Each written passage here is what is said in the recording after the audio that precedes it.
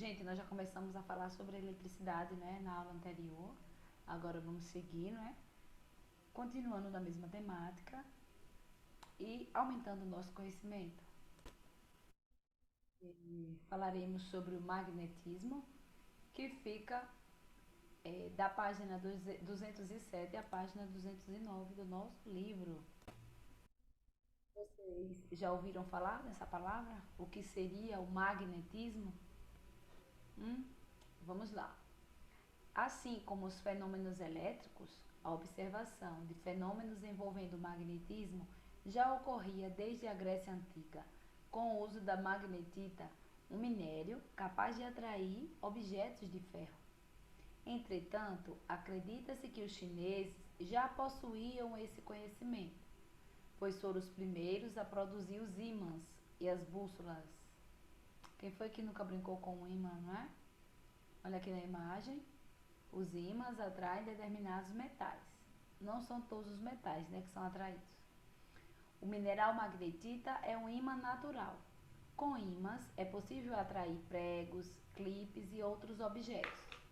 Porém, nem todos os materiais podem ser atraídos por ímãs. Só alguns metais, como o ferro, o níquel, o cobalto e a liga desses metais, são chamados de materiais ferromagnéticos. Mas qualquer metal ferromagnético e algumas ligas podem se tornar ímãs. Uma forma de se fazer isso é friccionar um pedaço de ferro ou outro material ferromagnético, sempre no mesmo sentido com um ímã. O poder de atração de um ímã é maior em suas extremidades, isto é, em seus polos.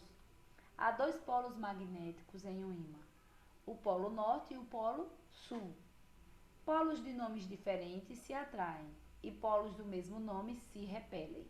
Portanto, se aproximarmos o polo norte e o polo sul de dois ímãs, eles irão se atrair. Se aproximarmos um polo norte de outro polo norte ou um polo sul de outro polo sul, eles irão se repelir. Qualquer ímã tem sempre um polo norte e um polo sul. Quando partimos um ímã em pedaços, né, em dois pedaços, formamos dois ímãs, cada um com seu par de polos. Os polos dos ímãs aparecem, portanto, sempre aos pares. Assim, com cargas elétricas, os ímãs exercem seus efeitos à distância. Fala-se então que há um campo magnético ao redor do ímã. Olha aí, campo magnético de dois ímãs atuando sobre a limalha de ferro. Olha como eles ficam diferentes, gente. Se apresentam de maneira diferente. Na primeira imagem, os dois ímãs estão com os polos opostos próximos. Olha aqui N e S, né? O norte e sul. E na segunda imagem, os polos do mesmo nome estão próximos. Então agora não são os opostos, são os iguais.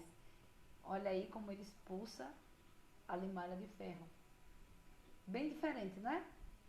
Uma aplicação importante dos ímãs é a bússola magnética. Ela consiste em uma agulha imantada que pode girar livremente, voltando-se sempre para a direção norte e sul do planeta. Olha aí, norte e sul. A bússola foi um instrumento importantíssimo na história da navegação, permitindo que as pessoas se orientassem em suas viagens. Hoje em dia, a orientação pode ser feita por meio do Sistema de Posicionamento Global, que é o GPS, que utiliza satélites para localizar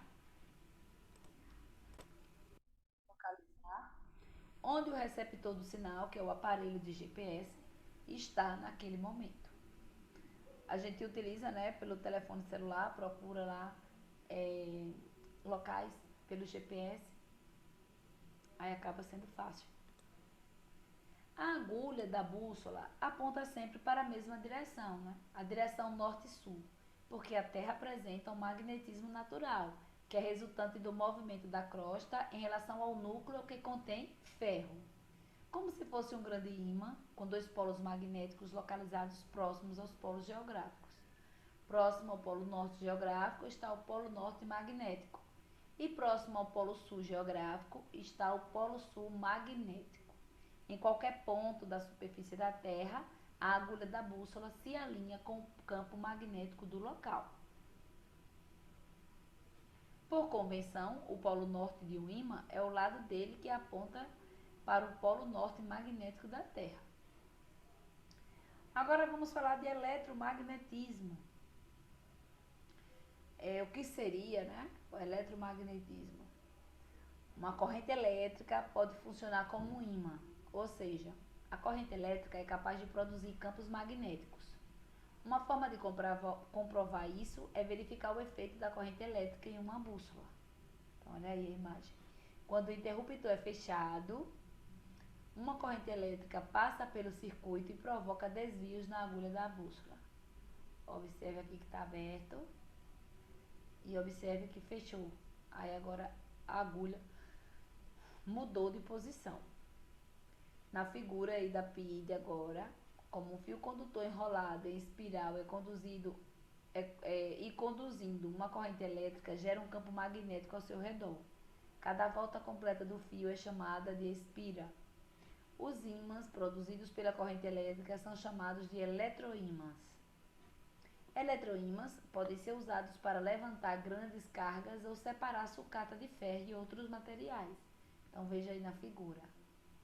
Os eletroímãs estão presentes também em telefones, alto-falantes, microfones, televisores e computadores. Gente, ainda relacionada a essa imagem, né? Veja um experimento simples para demonstrar como a corrente elétrica tem efeitos magnéticos, formando assim um eletroímã.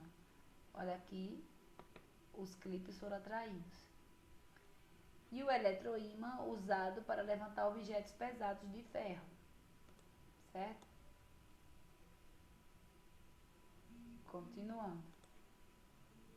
Observe nessa figura agora. Quando o ímã é movimentado para dentro e para fora das espiras de um fio condutor, ou quando o fio condutor se movimenta em relação ao ímã, a agulha da bússola se movimenta.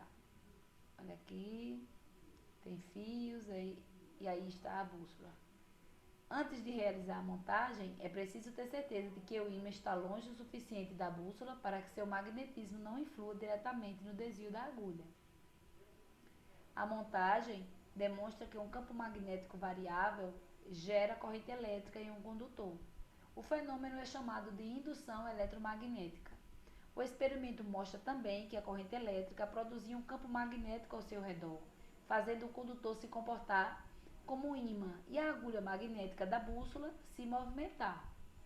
Fios que conduzem corrente elétrica podem sofrer a ação das forças magnéticas quando colocados em um campo magnético e vice-versa. Esse efeito é utilizado nos motores elétricos, que transformam energia elétrica em movimento, isto é, em energia cinética, que é uma forma de energia mecânica. Eles estão presentes, por exemplo, em ventiladores, liquidificadores, máquinas de lavar roupa e furadeiras. Nesses aparelhos, as espiras de um fio elétrico próximo a um ímã ou eletroímã fica submetida à ação de uma força e começam a girar. Um conjunto de espiras constitui uma bobina. As aplicações do eletromagnetismo estão presentes em muitos outros equipamentos do nosso cotidiano. Bilhetes de metrô, cartões magnéticos de banco, discos rígidos de computador, entre muitos outros dispositivos. Possui um material magnético que pode ser lido por eletroímãs. Olha aí a furadeira, o fio enrolado em espiras e os ímãs. Olha aqui o tambor, os ímãs e as espiras. Na ilustração à esquerda corresponde à furadeira, né? Elétrica em transparência, mostrando o motor do seu interior. Quando a corrente elétrica passa pelas espiras, elas sofrem a ação de uma força em razão do campo magnético do ímã e começam a girar. Na foto do motor aberto, né, à direita, podem ser vistos os ímãs no tambor e as espiras. Então, aqui são os ímãs e aqui são as espiras. Certo, gente? Agora, vamos para a nossa atividade? Das 6 a 8, certo? Vamos lá. Observe a figura e responda em que situações você teria de fazer força para aproximar os ímãs e para afastá-los. Olha aí, observe. Norte-sul, norte-sul. A ilustração A. E aí, você teria força para aproximar ou para afastá-los? Ó, vamos lembrar, quando são opostos, né, eles se atraem. Se forem iguais, eles vão se repelir, não é? Eles vão se afastar. Então, é a pergunta, em quais situações você teria de fazer força para aproximar? Na letra A, você teria que fazer força para aproximar ou para afastar? Para afastar, né? Porque são opostos. Na B, para aproximar, né? Seria força para aproximar, porque são iguais, os polos iguais. E na letra C, também porque são os polos iguais.